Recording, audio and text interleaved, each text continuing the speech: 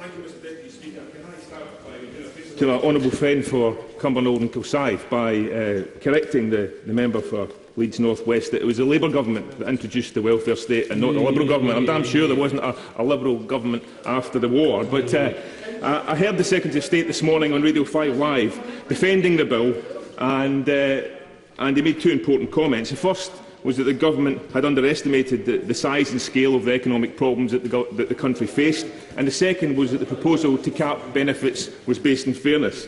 The two issues are, of course, inextricably linked. But what the Secretary of State failed to mention this morning was his government's contribution to the size and scale of the economic problems that we face. Because without that part of the story, it's very difficult, indeed it's impossible, to put into context the proposal that's before us today. Nor is it going to be possible to understand the rationale that the government is setting out. The economy is not in good shape, but if the Prime Minister was too weak to move the Secretary of State from office during the last cabinet reshuffle, he's certainly not going to move his Bullingdon Club buddy from the cabinet. And that's a pity, because it's the Chancellor's quick-fix agenda of raising taxes and cutting spending too far and too fast which has spectacularly backfired on our economy. And because the benefits bill is going up and tax revenues are down, borrowing continues to rise.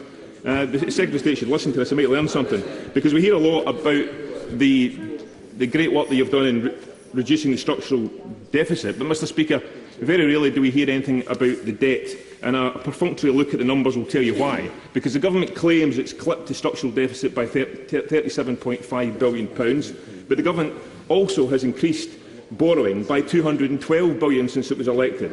So, to use Mrs Thatcher's litmus test, the great saviour of the party opposite, the household budget, it seems neither appropriate, reasonable or indeed sane to claim that you've reduced a household budget while simultaneously borrowing more than 5 times as much you have claimed to have saved. So, Mr Deputy Speaker, like so many other claims that the parties opposite make, it's spurious, and their economic competence is indeed questionable. And all of this, Mr Deputy Speaker, is important because if we'd steered a different route and taken a more sensible course, the economic condition of our country would be immeasurably better than it is today. And that takes us back to the bill. As a result of the government's mishandling of the economy, who's being asked to pay? We would all agree that it would be foolish to disagree or take sides on arithmetic, but it appears that the government wishes to do so. Can I remind everyone in the House and the Chamber this evening that job seekers' allowance is £71 per week, and under this proposal it will increase by 71p this year. And it might interest the House to know that since the government took office, the average weekly shopping basket has risen by 17%, and most importantly, for the poorest people in our country, DEFRA figures show that falling income and rising food prices reduce food affordability by 20%. And for the record, Mr Speaker, and for the Secretary of State's attention, the proliferation of food banks across the UK is not a cause for celebration.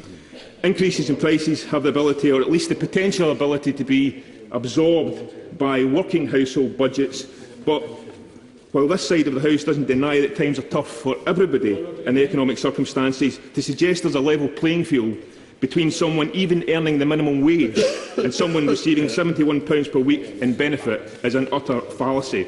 This isn't about fairness, otherwise 8,000 millionaires would not be getting a tax cut of £107,000 per year.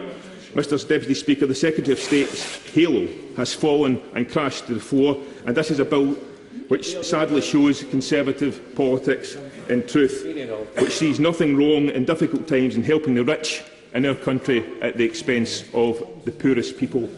Jackson. Mr Deputy